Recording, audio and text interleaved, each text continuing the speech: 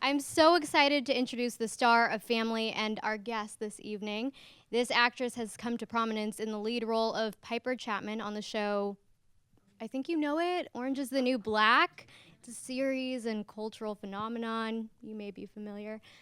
Before that, she discovered theater arts at a young age. She went on to pursue a formal education in acting, and right after graduating from Fordham University, she made her film debut in Dark Matter alongside Meryl Streep. She later landed a leading role in NBC's medical drama Mercy. On the big screen, this actress scored roles in the Academy Award-winning film Argo, Ayn Rand's Atlas Shrugged, and Nicholas Sparks' adaptation of The Lucky One with SAG-AFTRA. She also performed in Classic Stage Company's production of A Month in the Country. Please welcome Taylor Schilling.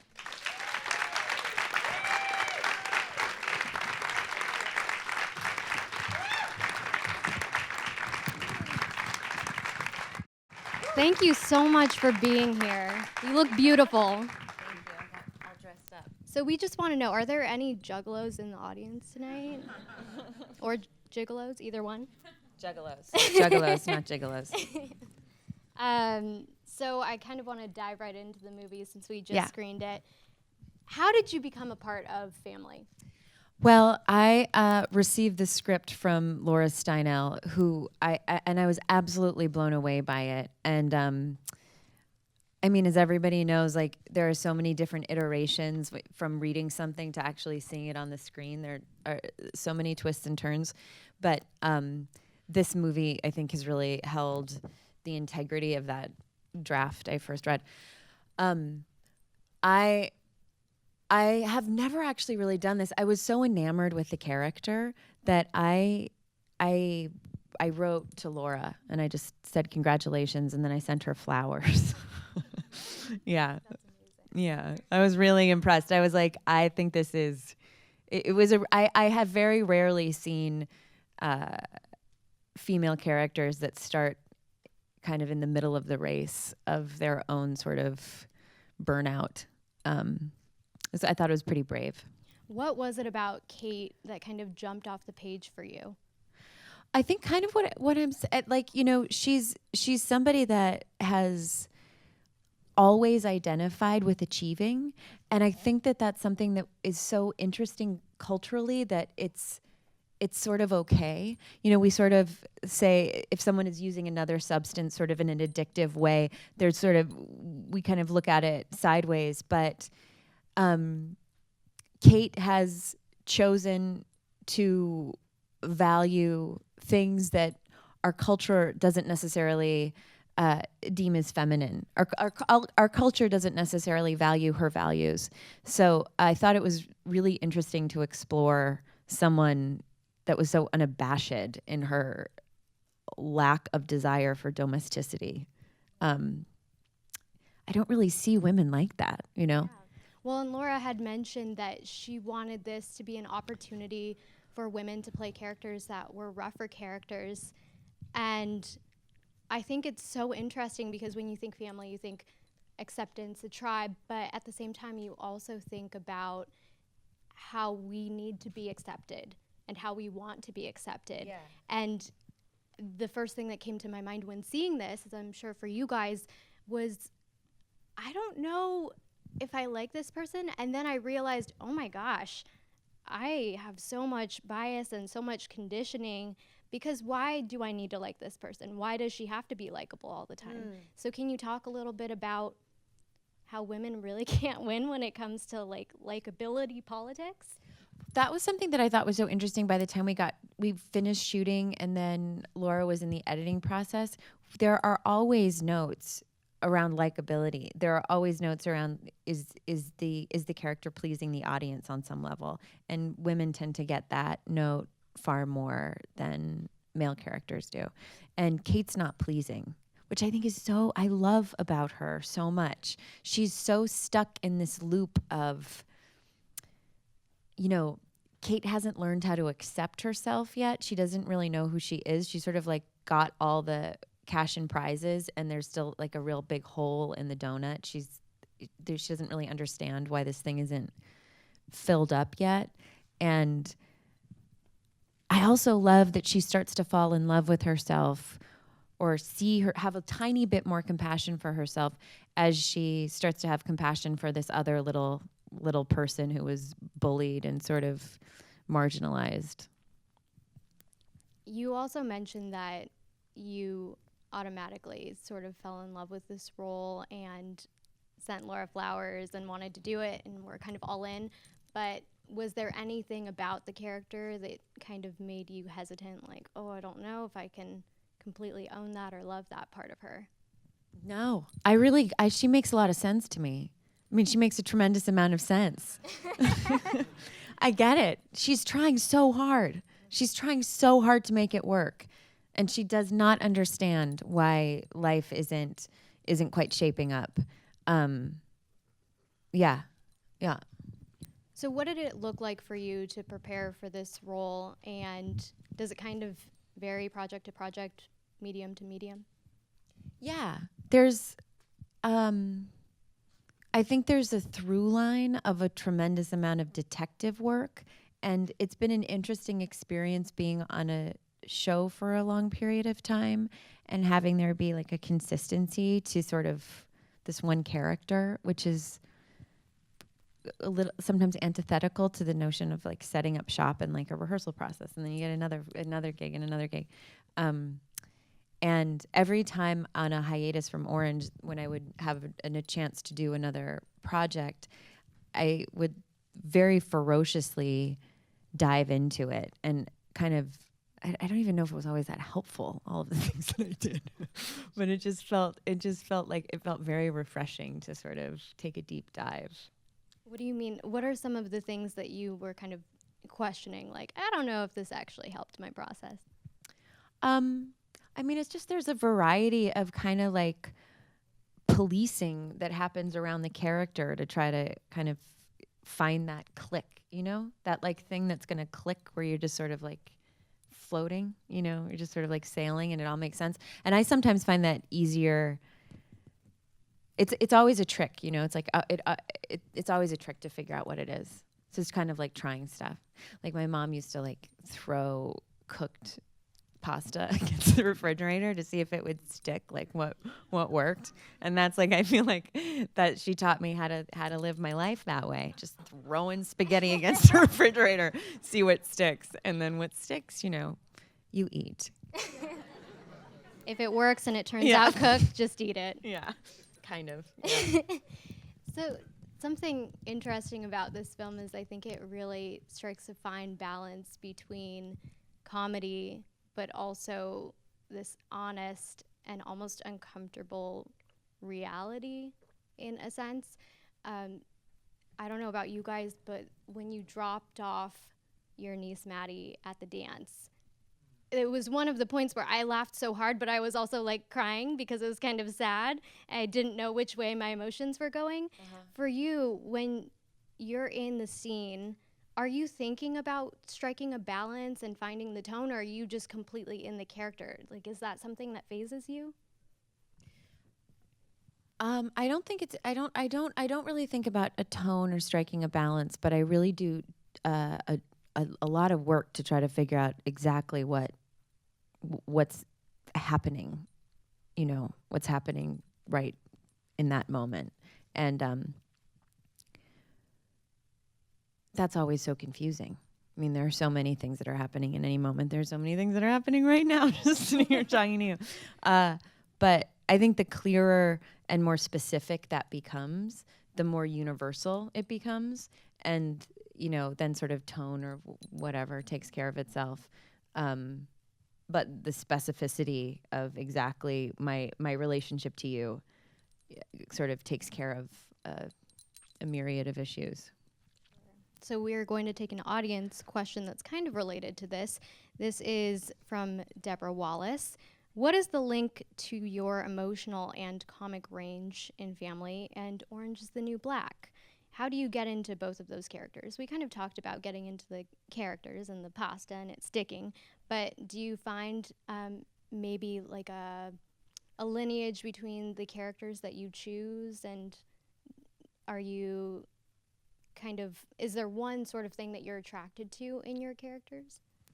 I think I think that there is sort of a link between Piper and Kate in that they were both on Piper and Kate were both on kind of a journey to find themselves, and they were going about it in different ways. But I think both of them had a part of who they were that was sort of cut off and not conscious yet. And Piper, it played out in different ways over the course of 7 years. But I think it was interesting with Kate as the more unacceptable parts of herself started to come into the light as she got to know this little person. She got to know herself more, and she became sort of more self-actualized. And that I think that there's a bit of a parallel there between Piper and Kate. I have to think about it a little more. I think so. Yeah. This one is from Dexter. Did you use improv, and what was your best moment on this film? Oh, we did a lot. I think we did a fair amount of improv on this film. I think Laura, who directed it, was really fun, and she somehow she helped me feel pretty comfortable in the comedy world. But there were a lot of I can't even think of them. There were a fair amount of scenes where she would sort of, in that kind of like almost sketch comedy world, just sort of toss things out from behind the monitor, and then we'd play with. Oh, in the makeover, when Kate's giving and it's like The Tanner. That's that right. You're an indoor kid. Mm-hmm. You don't need to be whatever she's saying.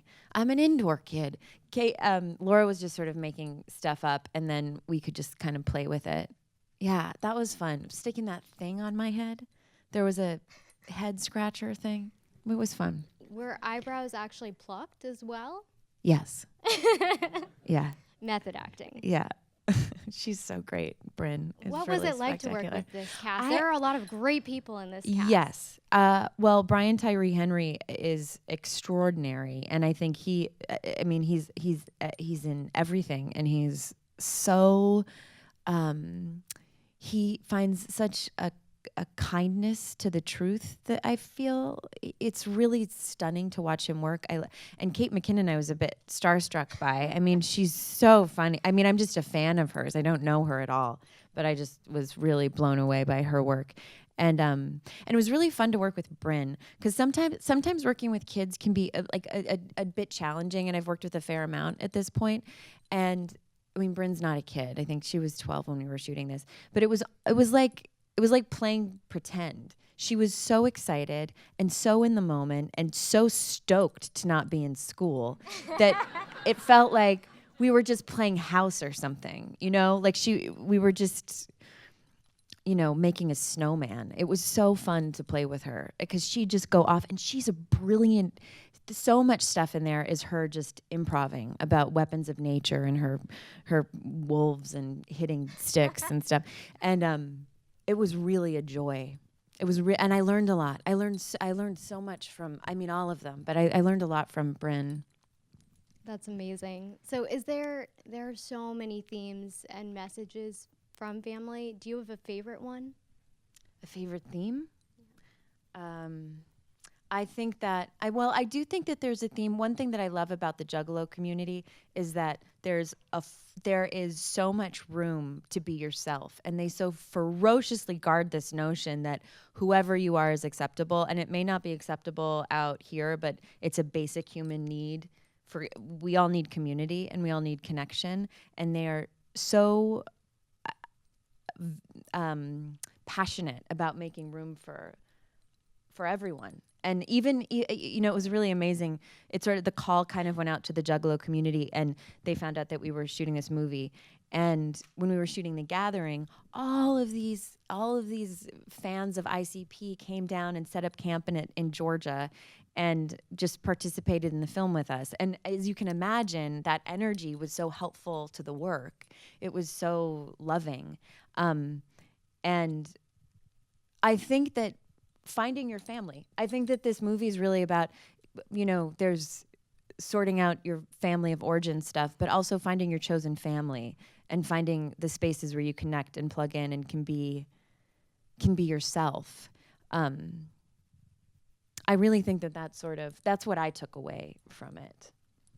So we're in a room full of actors, creatives, filmmakers. I want to kind of switch gears to your career. I know that you found acting earlier. Can you describe your inspiration to pursue this career? Well, you know what's funny is I feel like one of the gifts of my life, one of the true North Stars that I can point to say, I'm on the right track, is that I never really thought much about wanting to act. I sort of auditioned for a play when I was 11 in the cafeteria. I mean, we like stood up on like lunch tables and they like covered up the lunch hotline buffet thing, and there were 90 kids in Fiddler on the Roof. I liked it. I like found something I really liked. I found something that I felt like I was good at and that I really enjoyed. And then it kind of became this thing that I just sort of kept, like those rotary phones, like I just kept coming back to it over the course of my teenage years and stuff. And when I thought about going to college, it just was like, oh, right, that, of course that. And then it's kind of paved the way for my life. And I remember being in college and just thinking, if I could get my SAG card, if I could get my equity card, I just want to be able to pay my rent. And I still feel like, I mean, when I got my first job, I did this play at Bard with Peter Dinklage, and we put Uncle Vanya. There were a couple. Was that Top Girl? No. So Top Girl I did when I was in college. Top Girls, yes. And his wife Erica directed that, and then they helped me find my agent, which is really like the tribe of actors. Like we sort of all help each other. And Pete came to see me, and he was like, "I'm gonna help you out," and he helped me find my agent. He had my agent come to do Top Girls. And then I went to graduate school at NYU. I just kept following my nose sort of to what the next thing was to learn about acting. But I remember anyway, so I left graduate school, I left NYU, and then I felt like I had won an Oscar when I was getting paid $600 a week to do Uncle Vanya at Bard. I mean, it really felt like, that's always really been what not to sound at all cheesy, but it's so exciting. I mean, you all know, you all do it. I mean, there's something that feels so wildly fulfilling and just kind of like pinch yourself grateful about doing this at all. So was this after you landed the role in Dark Matter? Because you landed that right after graduation, right? Or right before graduation from Fordham? I got that part while I was in Fordham. And I had still, at that time, I was auditioning for some graduate schools. So I really wanted to go to a conservatory program. And I got into NYU, and I got a fellowship there, and I had no money. So I did Dark Matter, and then I went to grad school. What was behind that decision process? Because you later left early to start auditioning. Was there something that you gained from that graduate school experience at Tisch that really you wouldn't have gotten if you went straight from college? Yes. I mean, I'm still in touch with my teachers and my classmates there, and I was like a really hot-headed 22-year-old, and I was like ready to go after 2 years. But I don't know, like I still look back on some of the work at NYU as like the very best stuff I've ever done in my life. I'm sure that community as well, right? Building that network. Always. It's the same thing. It's like that. It's that group that you can keep going home to. So I know that you've mentioned you didn't audition often. You did the middle school for Fiddler on the Roof audition, but you had to have gone on some auditions, right? Oh, I went on a ton of auditions as a professional. I just like when I was in school, when I was a kid, I did a couple school plays. So what was your relationship like to auditioning? Were you great at it, or were you kind of always nervous? What was it like? I was like crazy. I never was in the frame. I remember my agent at the time was like, she had a casting director talk to me about like what a frame was, because I didn't understand, and I was like eating peanuts and stuff in my auditions. I was like, that's a cool choice. I'll just like eat peanuts. People were like, what is she doing? Wait, with no peanuts? there? So imaginary peanuts, or you were actually? No, I'd bring like peanuts and just eat them. I don't know why. I don't know. I don't know. But I received feedback, that wasn't a helpful choice. I remember it was just a numbers game. I went on a ton of auditions, I was very diligent about it. I was nannying in Washington Heights, and then I would just like do 2 hours, set up an audition for mid-morning, go back, do lunch, or pick up the kids from school, and then do like a late afternoon audition. Like I was hustling. How did you arrange that with your agent? Because typically they want you to be available like all day just in case. Oh, I had a really understanding people that understood I needed to, eat. So like they were, yeah, I've always had really supportive. I've been so lucky to have a really supportive team. So what was that period like when you were nannying and also going on auditions? Was there ever a time when you were like, you know what, maybe I'm just going to pursue a typical career? There was a time where I thought about going into journalism. I love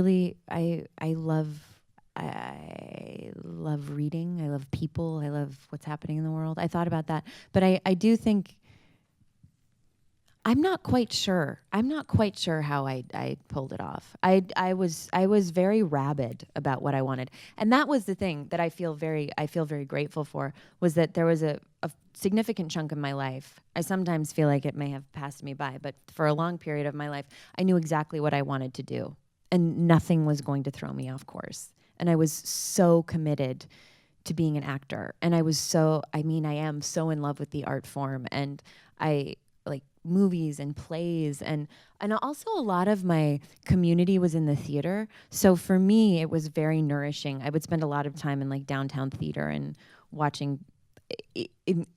The end goal did not feel like getting a TV show. The end goal felt like doing something that everybody felt like was kind of transcendent and important. And,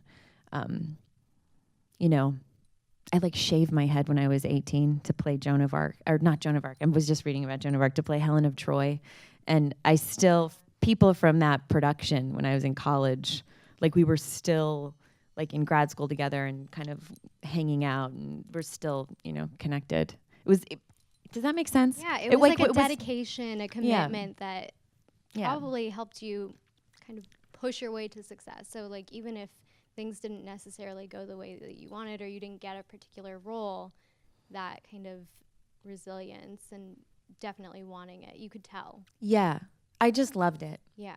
I really, and it's why I love being in these rooms. It's like you guys know, just kind of love it, You just you like, guys know what's up. Can't quit it. Can't quit you. So I have one more audition-related question. We mentioned the NBC series Mercy. Did you really book that off of a self-tape? And how did that happen? Did I book it off of a self-tape? I read that somewhere. I might have. Yeah, I think so. Maybe. I mean, I definitely didn't. I mean, I know I had to go test for it, I think. I mean, I definitely went and tested for it. I definitely remember testing for it. I don't remember if I got to the test via a self-tape. It's a mystery. It's a mystery. It's lost to my brain. So spaghetti didn't stick on that one, I guess. That's okay. With Orange is the New Black coming to an end, we of course want to look back on that. When you first went out for that, it was being marketed as a web series. Is that correct? Or not really the phenomenon that it became? Well, when we did the show, there wasn't even, Netflix was still the red envelopes. Mail-in. Do you remember those? Like, that's all Netflix. That was the only precedent that was set for Netflix. So the only way we had to conceptualize it was like, this is sort of a web series, but it's not. And we were like, I don't know, like, do people do web series? Like, should we didn't know, like, and then House of Cards was happening. So one of the only ways that we were able to contextualize it as something that was kind of worth doing was that Kevin Spacey, and Robin Wright were doing House of Cards. So there just was no context for it. Streaming didn't exist at that time. So, but it was a really phenomenal script, and Jenji Cohen was magnificent from Weeds, and it was an incredible team. Yeah, but it's a weird time to think about. I mean, Netflix was like a DVD service. So we were like, how does that work? Especially now, I think it's so common for people to be like, oh, I just binged that whole season of something. And just the way that we watch TV has changed so much. And Orange, it was kind of the marking point for that, the cultural shift in the way that we consume entertainment. So do you ever think back to those earlier days, and was there any sign for you that it was going to be as big as it was? I mean, all that I knew was when we were shooting that first season, and it still sort of feels like our moment in the rabbit hole. It felt like a really good rehearsal process. It felt like, oh, we're making something really special. And all of everyone involved, we sort of all had theater training, and we all kind of had a similar vocabulary. It just felt special. It did actually feel special. It felt different, and but I mean, there was no precedent set. I mean, we didn't even know. They didn't even know how to explain to us what would happen the first weekend that it came out. They were like, no, it was so strange that like after 48 hours. Yeah, it just never really happened before. But it did feel very valuable. It did feel special. That thing happened. That like click happened while we were all working together. Sure. So thank you again for being here tonight. One more question that we want to end on for this audience is, what is your advice for actors in this room who, you know, everyone's on different levels, but maybe people that are in their nannying stage, or people that have just booked a film alongside Meryl Streep, or, you know, anywhere in between? Wow. Well, I think that anything you love works, right? Like I think that's what I keep reminding myself of, that when there's a genuine, that you can really feel up your spine that you really love something and you know it, then those things in my life tend to work out. When it's really settled and it's like a body feeling that I love this. When it kind of is an idea and it gets more into my head and I'm kind of trying to force something, it doesn't really work out. But I think that it's inevitable. If you have that feeling, then there's just never stop. It's just like, never stop. I mean, I say that to myself too, in terms of whatever comes next, but it's simple. Just keep going. Great note to end on. Thank you so much.